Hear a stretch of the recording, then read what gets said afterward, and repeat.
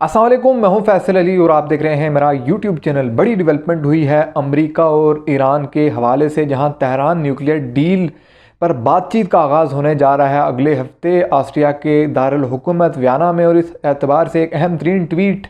ईरानी वज़ीर ख़ारजा जवाद ज़रीफ़ ने किया है, जिसमें उन्होंने वाज़ेह और दो टोक अल्फाज में ये कहा है कि वो बाकी यूरोपीय ममालिक के साथ तो कुछ उमूर पर बैठ कर बात करेंगे तेहरान न्यूक्लियर डील के हवाले से, लेकिन अमरीकियों के साथ नहीं बैठेंगे। एक बड़ी सख्त ज़बान इस्तेमाल की है। और उसके साथ साथ आपको ये भी बताएंगे कि इस वक्त इसराइल में जो एक सियासी बहरान पैदा हो चुका है इलेक्शन के हवाले से, उसके बाद नेतन्याहू इस वक्त वहाँ पर जो है वो बुरे हालात का शिकार है। इस तमाम तर सूरत हाल का फ़ायदा अमरीकी किस तरह से उठा रहे हैं, क्योंकि तेहरान न्यूक्लियर डील बहाल करने के हवाले से सबसे बड़ी रेजिस्टेंस, सबसे बड़ी मुखालफत इसराइल की जानिब से थी। इससे पहले हम आगे बढ़ें और आपको इसी बारे में मज़ीद बताएं, अगर आप हमारे चैनल पर नए हैं तो चैनल को सब्सक्राइब करें, वीडियो को लाइक करें और बेल आइकन ज़रूर दबाएं ताकि आप आने वाली अपडेट से आगाह रह सकें और अपने फीडबैक से ज़रूर आगाह करें। लगातार हम अपने इस चैनल से ईरान न्यूक्लियर डील जो है, जो साल 2015 में हुई थी, उसके बारे में आपको बताते आए हैं। जितनी डेवलपमेंट्स हो चुकी, जो हो रही हैं, जो मुमकिन तौर पर होने वाली थी, इस बारे में भी हम आपको आगाह करते रहे। एक वीडियोस का तसलसल है जिसको आप हमारे चैनल पर मुलाहिजा कर सकते हैं। लेकिन इस वक्त भी एक अहम तरीन डेवलपमेंट से आपको आगाह कर रहे हैं कि तेहरान न्यूक्लियर डील के हवाले से इसकी बहाली की जानिब एक बड़ा इकदाम होने जा रहा है। क्योंकि जो बाइडेन इंतज़ामिया जब बरसर इक़्तिदार नहीं आई थी और इन्होंने अपनी इंतखाबी मुहिम के दौरान इस चीज़ का वादा किया था कि ये इक़्तिदार में आने के बाद ईरान के साथ न्यूक्लियर डील को बहाल करेंगे, जो साल 2015 में साइन हुई थी, जो ईरान के जौहरी प्रोग्राम के हवाले से थी। इस डील के तहत साल 2030 तक ईरान के साथ एक माहिदा किया गया था, जिसमें ईरान को पाबंद किया गया था कि आप मखसूस क्वांटिटी में यूरेनियम जो है उसकी इनरिचमेंट यानी अफजूदगी करेंगे और एक स्पेसिफिक लिमिट तक करेंगे। लेकिन साल 2018 में हमने देखा कि डोनाल्ड ट्रंप जब 2017 में बरसर इक़्तिदार में आए, तो एक साल बाद साल 2018 में इन्होंने इस न्यूक्लियर डील से अमेरिका को बाहर निकाल दिया। इस डील में बुनियादी तौर पर दुनिया की 5 बड़ी ताकतें जर्मनी, फ्रांस, बरतानिया और चाइना और रशिया के साथ अमेरिका शामिल थे। और डोनाल्ड ट्रंप ने अमेरिका को इस डील से निकालते हुए ईरान पर पाबंदियां लगा दी। सख्त तजारती और इक़्तिसादी पाबंदियों के बाद ईरान को माशी बहरान का सामना हुआ और बुरी तरह से इनकी इकानमी कोलैप्स कर गई, लेकिन इसके बावजूद इन्होंने सर्वाइव किया। लेकिन अल्टीमेटली जो बाइडेन बरसर इक़्तिदार आए, तो अब इनको इस जानिब आना था और उस वादे को पूरा करना था जो इन्होंने इंतखाबी मुहिम के दौरान किया था। अब इस तमाम तर सूरत हाल में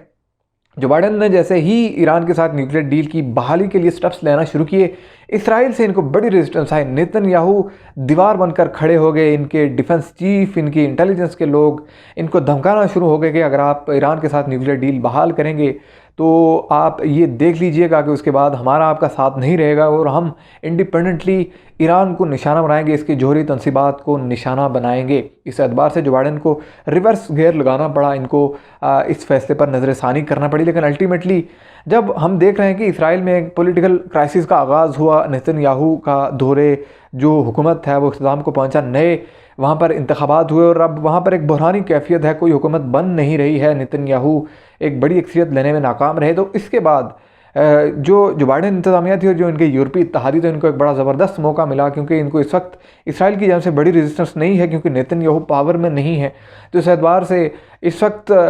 जो बाइडेन इंतज़ामिया ने अपने यूरोपीय इत्तेहादियों के साथ मिलकर इन चीज़ों को तय किया कि किस तरह से ईरान को इस जानिब वापस लाया जाए। अब अल्टीमेटली ये हुआ है कि ऑस्ट्रिया जो एक मुल्क है, इसके दारुल हुकूमत वियना में अहम तरीन टॉक्स होने जा रही हैं आने वाले हफ्ते में मंगल के रोज़, जिसमें बरतानिया, फ्रांस, जर्मनी,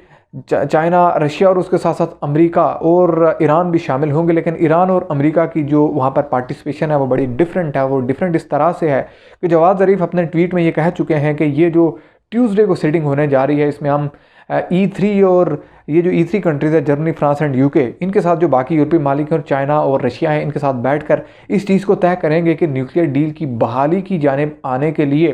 किस तरह से हमारे ऊपर से पाबंदियां हटाई जाएंगी, वो रास्ता किस तरह से हमवार किया जाएगा। दूसरी जानिब ये अहम तरीन चीज़ डिस्कस होगी कि इस न्यूक्लियर जो मामला है, हमारी यूरेनियम का मामला है, इनरिचमेंट का मामला, एक प्रोसीडिंग हो रही है, प्रोसेस चल रहा है, इसको हम किस तरह से लेकर चलेंगे, किस तरह से इस पर बैक होंगे। यानी बुनियादी तौर पर 2 इस वक्त पॉइंट्स है जिन पर बातचीत होनी है ट्यूसडे के रोज़ आने वाले हफ्ते में, जिसमें अहम तरीन चीज़ ईरान पर से पाबंदियां हटाने के लिए यूरोपीय मालिक को किरदार अदा करना होगा, अमेरिका के साथ मिलकर अमेरिका को राज़ी करना होगा कि वो ईरान पर से ये पाबंदियां हटाएं, क्योंकि इन पाबंदियों का बड़ा नुकसान हुआ है। और अभी तक ईरान और अमेरिका जो आपस में डायरेक्टली एक सिटिंग में इसलिए नहीं बैठ रहे, दोनों जानिब इसी वजह से एक बड़ा डेडलॉक है, क्योंकि वाशिंगटन ये हमेशा से इंसिस्ट करता रहा ईरान को कि आप इस डील में पहल करें, आप यूरेनियम की इनरिचमेंट रोकें, फिर हम आपसे बात करेंगे। ईरान ये कहता रहा कि नहीं, आप पहले पाबंदियां हटाएं, उसके बाद हम आपके साथ बैठेंगे और बात भी करेंगे। अब इस तमाम सूरत हाल में ईरान और अमेरिका अपनी अपनी पोजीशंस पर बरकरार हैं, लेकिन मीडिएटर्स का रोल प्ले कर रहे हैं दरमियान में यूरोपीय यूनियन के वो ममालिक, जिसमें E3 कंट्रीज़ भी हैं, जर्मनी, फ्रांस एंड UK, और चाइना और रशिया जैसे ममालिक भी हैं। अब इस एतबार से इन यूरोपीय ममालिक के साथ चाइना और रशिया के साथ बैठकर ईरान का कोई पार्टिसिपेंट जो वहाँ उस मीटिंग में जाएगा, मोस्ट प्रोबेबली आप कह सकते हैं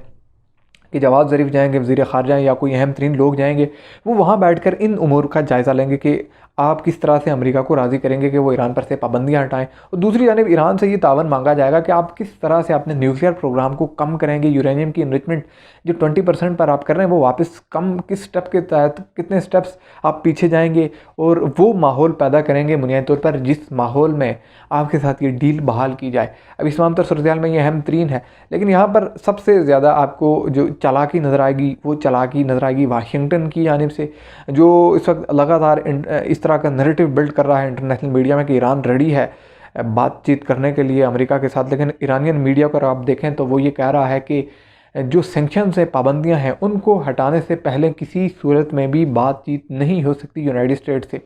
अब इस वक्त जो तज्ज़िये और ओपिनियन चल रहे हैं इंटरनेशनल मीडिया में वो इस तरह के हैं कि ये बहुत ही अनयूजुअल सीन होने जा रहा है आने वाले हफ्ते में, जिसमें अमेरिका और ईरान एक ही मुल्क के दारुल हुकूमत में एक ही जगह पर मौजूद तो होंगे, लेकिन 1 on 1 आपस में बैठकर बातचीत नहीं कर सकेंगे। ये बिल्कुल उसी तरह से ही है जैसे हाल ही में हार्ट ऑफ एशिया कॉन्फ्रेंस हुई ताजिकिस्तान में, और वहाँ पर जो एशियाई मालिक मौजूद थे, वहाँ पर पाकिस्तानी और भारतीय वज़राए ख़ारजा भी मौजूद थे, और ये दोनों एक साइड पर थे, आपस में मिले नहीं, रस्मी हैंडशेक भी नहीं किया। तो बुनियादी तौर पर कंट्रीज़ में जब कन्फ्लिक्ट कशीदगी अरूज पर होती है तो इस तरह के वाक़यात देखने को मिलते हैं। अब इस तमाम सूरत हाल में आने वाले हफ्ते में जो मंगल का रोज़ है वो अहम तरीन होने जा रहा है। आया यूरोपीय यूनियन के मालिक अहम तरीन किरदार अदा करेंगे, ईरान पर पाबंदियाँ हटवाने के हवाले से अमेरिका को मनवा सकेंगे, और ईरान क्या उस हद तक तावन करेगा कि वो माहौल बन सके कि यूरेनियम की एनरिचमेंट जो अफजूदगी है वो कम तर हो सके, और वो माहौल बन सके जिस माहौल में तेहरान न्यूक्लियर डील को बहाल किया जाए। ये मंगल के रोज़ की सूरत हाल वाज़ेह हो जाएगी। अभी तक के लिए इतना ही। चैनल को ज़रूर सब्सक्राइब करें, वीडियो को लाइक करें और अपने फीडबैक से ज़रूर आगाह करें, और वीडियो पसंद आए तो शेयर ज़रूर करें। अल्लाह हाफ़िज़।